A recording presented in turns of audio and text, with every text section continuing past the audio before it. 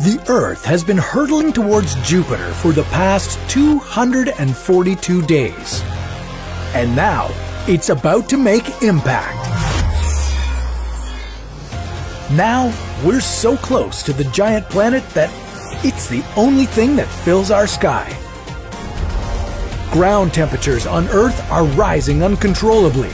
Our atmosphere is igniting into flames, and the scientific community is scrambling to provide answers. What will happen when the two planets collide? Is there any chance that we could pass right through the gas planet? And how would this collision transform Jupiter forever? This is What If? And here's what would happen if Jupiter swallowed Earth. One way that scientists could find answers would be by looking into the past, because this wouldn't be the first time that Jupiter has collided with another planet. Nearly 4.5 billion years ago, Jupiter was involved in a violent collision with a planet 10 times the mass of the Earth. In that case, the collision completely transformed Jupiter's core, but what happened to the other planet? And what can that tell us about our own planet's chances of surviving a crash into the gas giant?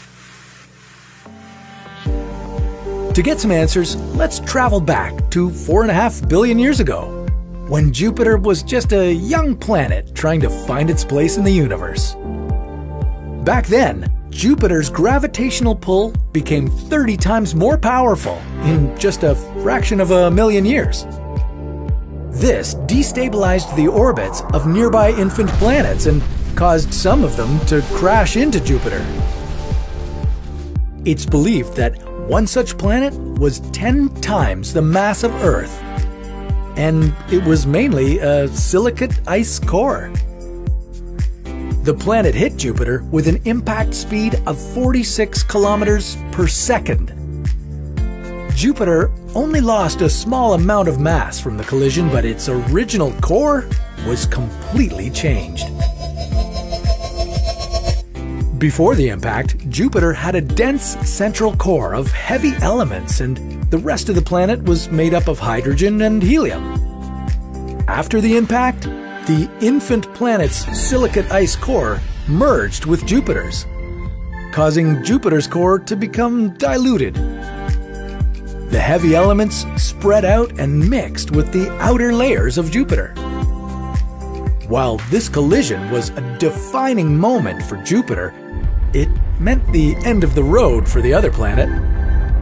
So, what are the odds that the Earth's fate would be any different? Well, let's find out. The Earth orbits around the Sun at an average velocity of 29.78 kilometers per second. At this speed, if the Earth were to just leave its orbit around the Sun and head straight for Jupiter, it would take about 242 days to get there. Throughout our journey, Jupiter would shine like a bright star, growing bigger day by day, hour by hour. By day 6, Jupiter would appear as bright as our moon. Soon, we would start to notice our daylight becoming dimmer. We'll only get about 50% of our normal sunlight when we reach Mars's orbit. Luckily for us, the Earth's atmosphere would act as a buffer, so we wouldn't experience the cold right away, but that will only last a while, so you'll need to invest in some heavy-duty winter gear. To put it in perspective, Mars has a surface temperature of minus 63 degrees. So that's basically what we'd have to look forward to. Once we speed through Mars's orbit, we'll pass through the asteroid belt. We'll get to see beautiful meteor showers lighting up the sky, but we'll also be at risk with colliding with some of those meteors, so let's keep moving. After 242 days of traveling through our solar system, we would finally reach our destination, Jupiter. As the Earth is pulled into Jupiter, our planet's velocity could increase until it reaches 60 kilometers per second. That's 250 times faster than an airplane flies, so you'll want to hold on tight. Oh, and did we mention that Jupiter has 79 confirmed moons orbiting it at all times?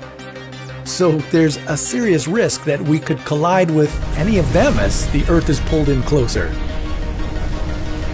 And if we do happen to avoid all those moons, things would only get worse. As we crash into Jupiter, both planets' atmospheres will be compressed, rapidly increasing the temperature and essentially setting the air on fire. But at least we won't have to worry about colliding with Jupiter's core, because we'll never make it there. Our planet is too small and would burn up in the atmosphere before that ever happens. But this would have a huge impact on Jupiter, as the Earth's remains would completely mix into its atmosphere. So if you ever notice our planet going off course and heading towards Jupiter, you might want to jump off along the way. Maybe right as we pass over Mars. And if you want any pointers on how to make the Red Planet your new home, check out our new show, How to Survive. The advice you find there might help you set up your own little Martian colony. But that's a story for another What If.